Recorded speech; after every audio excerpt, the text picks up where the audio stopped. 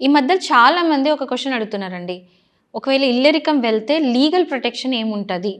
ఎందుకంటే జనరల్లీ అంటే ఒక హిందూస్ లా ప్రకారం ఏందంటే, హిందూ మ్యారేజ్ యాక్ట్ ప్రకారం జనరల్లీ మనం చూసేదేంటి, ఒక అమ్మాయి పెళ్లి చేసుకుంటే అత్తారింటికెళ్ళడం. బట్ ఇక్కడ ఇల్లరికంలో ఏమైతుంది? అంటే అమ్మాయి ప్లేస్‌లో అబ్బాయే అత్తగారింటికెళ్తాడు. సో, ఎళ్ళినప్పుడు లీగల్ ప్రొటెక్షన్ ఏముంటది? జనరల్ అమ్మాయికేంటంటే ఆ ఇంట్లో రైట్ టు రెసిడెన్స్ ఉంటది. లేకపోతే ఫ్యూచర్ మెయింటెనెన్స్ క్లెయిమ్ చేసుకోవచ్చు. అట్లా ఎన్నో రైట్స్ అమ్మాయికుంటది. బట్ అబ్బాయికుంటాయా అని అడిగినప్పుడు అబ్బాయికి ఖచ్చితంగా ఉండవు.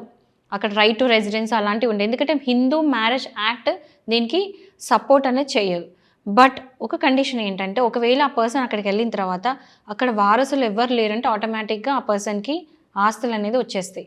అండ్ సెకండ్ ఏందంటే ఒకవేళ గిఫ్ట్ డీడ్ త్రూనో అంటే ఏదైతే ట్రాన్స్‌ఫర్ ఆఫ్ ప్రాపర్టీ యాక్ట్ ఉంటుందో, ఆ యాక్ట్ ప్రకారం ఎట్లయితే ట్రాన్స్‌ఫర్ ఆఫ్ ప్రాపర్టీ జరగాలో అట్లనే ట్రాన్స్‌ఫర్ ఆఫ్ ప్రాపర్టీ జరుగుతది తప్ప, బై డిఫాల్ట్ ఎట్లయితే అమ్మాయికి వారసత్వం వస్తుంది పెళ్లి చేసుకొని ఎళ్ళిన తర్వాత, అదే విధంగా అబ్బాయి ఇల్లరికం వెళ్తే మాత్రం సేమ్ రైట్స్ అనేది రావు. బట్ ఏంటంటే ఒకవేళ అక్కడ డొమెస్టిక్ వయలెన్స్ అలాంటిది ఏమైనా జరిగితే మాత్రం స్టిల్ డొమెస్టిక్ వయలెన్స్ యాక్ట్ కింద అతను ఆ కంప్లెయింట్ అనేది పెట్టొచ్చు. అండ్ ఒకవేళ ప్రాపర్టీస్ రావాలి అంటే మాత్రం లీగల్‌గా ఎలాంటి ప్రాసెస్ ఉంటుందో, ట్రాన్స్‌ఫర్ ఆఫ్ ప్రాపర్టీ యాక్ట్ కింద ఎలాంటి ప్రొసీజర్ ఉంటదో, ఆ డ్యూ ప్రాసెస్ ప్రకారమే అబ్బాయికి ఇల్లరికం వెళ్తే ఆ రైట్స్ అనేది అప్లై అవుతాయి. బట్ బై డిఫాల్ట్ అమ్మాయికొచ్చినట్టు మాత్రం అబ్బాయికి రావు.